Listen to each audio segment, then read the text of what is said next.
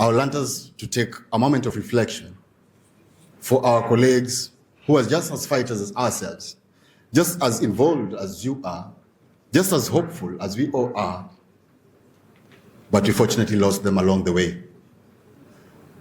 May we all be upstanding and take a minute of silence for our colleagues that you have lost in between the brackets of last ADC to this ADC.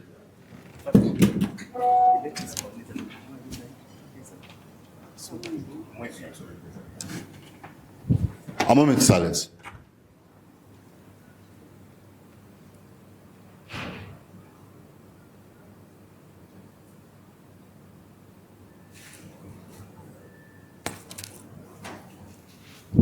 Thank you. You may be seated. I officially open this conference, Annual Delegates Conference. As I indicated, my name is Dr. Abdel Machi, serving the extraordinary position of privilege as your national Mwenyekiti. So fellow doctors, when you look back our journey, we must acknowledge the mountains we have climbed together. Our path has been marked by significant milestones that demonstrate the power of our collective voice and unwavering determination. Perhaps our most historic achievement stands as the landmark collective bargaining agreement with KNH, spanning 2021-2025 and ongoing. This agreement didn't materialize from thin air. It was born from countless hours of negotiation, strategic thinking, and solidarity of our members. This CBA represents not just improved terms for KNH doctors, but sets a precedent for what medical professions across Kenya deserve. We have successfully negotiated significant improvements in compensation packages for doctors across multiple counties and institutions, ensuring our members receive remuneration that begins to reflect their expertise and dedication. Beyond salaries, we've secured better working conditions, more reasonable hours, and stronger contractual protections that acknowledge the demanding nature of the medical practice. Our voice has reached the highest levels of government, transforming from whispers in the corridors to demanding attention in the halls of power. This has resulted in meaningful policy changes, some ongoing. We have made substantial progress towards establishing a dedicated health service commission, which will revolutionize how healthcare workers are managed and supported in Kenya. Most importantly, we have secured a seat on the table. No longer are healthcare workers and policies being drafted without the doctor's input. Our expertise and perspective are now being sought after in discussions that shape the future of healthcare in Kenya. This change from exclusion to inclusion may be our most profound achievement, creating pathway for countless future victories. The voice of healthcare. The KMPDU has evolved from being merely a trade union to becoming the authentic voice of healthcare in Kenya. Our influence extends far beyond negotiating tables and courtrooms. It resonates in policy chambers, media outlets, and international forums where healthcare decisions are made.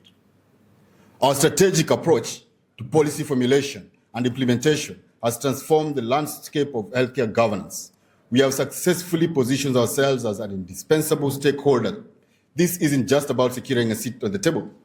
It is about redirecting the entire conversation towards evidence-based, patient-centered, and doctor-friendly policies.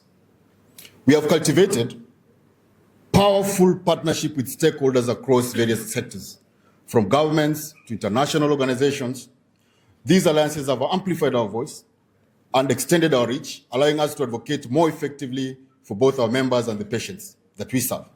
When the World Health Organization and the Ministry of Health convenes discussions on healthcare challenges in Kenya, KMPDU representatives are present, bringing the practical wisdom of frontline medical practitioners. Media presence. Our media strategy has evolved significantly, moving from making reactive statements during crisis to proactive, well-calculated media campaigns that shape public perception of healthcare issues. Our voices now reach millions of Kenyans through television appearances, radio interviews, newspaper articles, and digital platforms. This public presence has educated citizens about the challenges within our healthcare system, while positioning doctors as advocates for public health not just practitioners seeking better terms. Most significantly, we have emerged as what external observers have called one of the most effective medical doctors' trade unions in the region. This reputation brings with it not only pride, but responsibility. A responsibility we continue to embrace as we protect Kenya medical professionals from unethical practices and exploitation while advocating for a healthcare system worthy of our nation's potential. My fellow doctors, while we celebrate our achievements, I will be remiss, indeed, I will be dishonest if I did not acknowledge the significant challenges that continue to confront us. Our victories, meaningful as they are, have not yet created the healthcare system our nation deserves, nor the working conditions that honor your dedication and sacrifice. Disparities in compensation and working conditions persist across our countries and institutions. Some of our colleagues continue to work in conditions that compromise both their well-being and their ability to deliver quality healthcare. The implementation of our hard-won collective bargaining agreement remains incomplete in many areas, with some employers choosing selective compliance rather than honoring the full spirit of the CBA. We have had training barriers.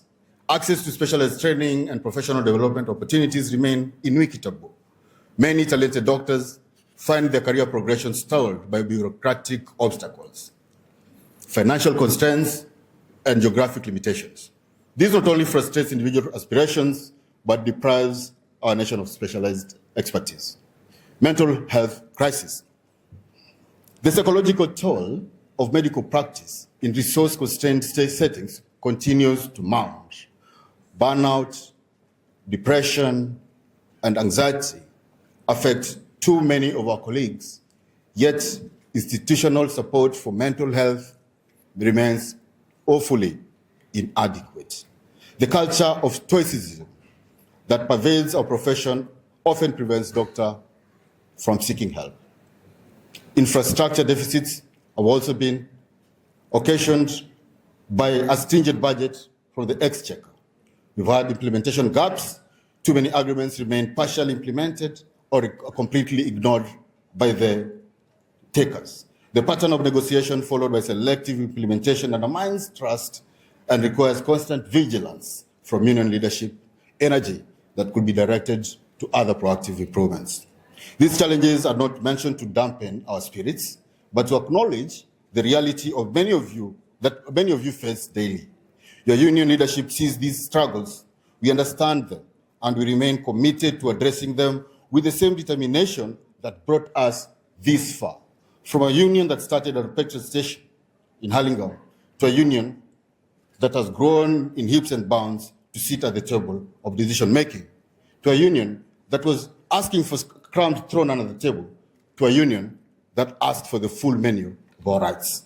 Behind the white coat that you wear is a human being. The white coat you wear symbolizes knowledge, authority, and responsibility. Yet beneath that white coat is a human being with dreams, with fears, with families, and finite reserves of energy. Too often, the system treats doctors as inexhaustible resources rather than as people whose well-being directly impacts care. The psychological burden by the medical profession in Kenya has reached concerning levels.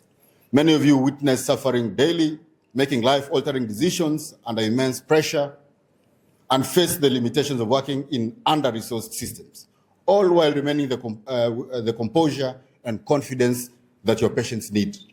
This emotional labor often goes unrecognized and uncompensated. Work-life balance remains an elusive concept for many in our profession.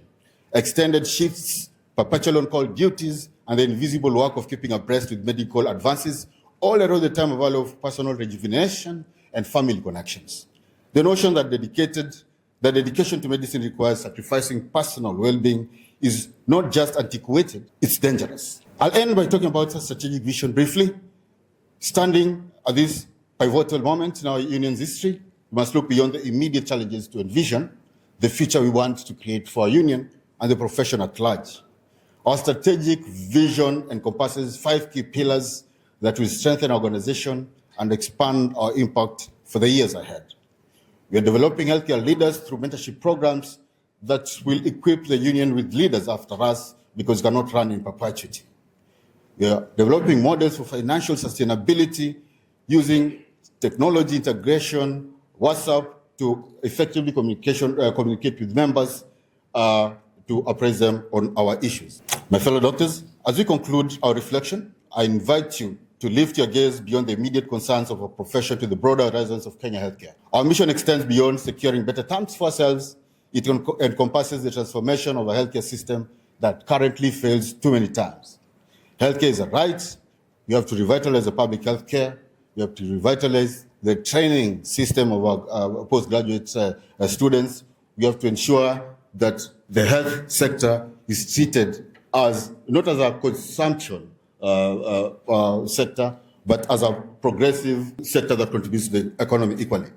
This vision will not materialize overnight, nor will it emerge from the efforts of your union leadership alone. It requires commitment of each doctor in this room, a commitment to excellence in clinical practice, ethical conduct, continuous learning, engaged citizenship, and healthcare system. The legacy of KMPDU will ultimately be judged not merely by the improvements we secure in union doctors' terms of service, though these are essential, but by our contribution in building healthcare systems worthy of the Kenyan people. When future generations look back at this period in the Kenyan medical history, let them say that doctors did not merely advocate for themselves, but became the catalysts for comprehensive healthcare transformation. Every time you enter an examination room, supervise a junior colleague, report a systemic failure, or participate in a union activity, you're writing our collective legacy. Make it one of courage, one of integrity, one of unwavering commitment to both doctor welfare and patient care. I stand before you today with profound gratitude for the trust you have placed in us, with honest acknowledgement of the challenges we still face, with unshakable optimism about what we can achieve together ahead. The road will not be easy. Meaningful change never is. But I've seen the determination in this union since its inception, and I know that we possess the capability and the resolve to transform the healthcare landscape and our welfare at large. Let us move forward, united in purpose, strategic in approach, and unstoppable in our commitment to a healthcare system that honors both those who provide care and those who receive it. Thank you and welcome. The conference starts now. Asanteni sana.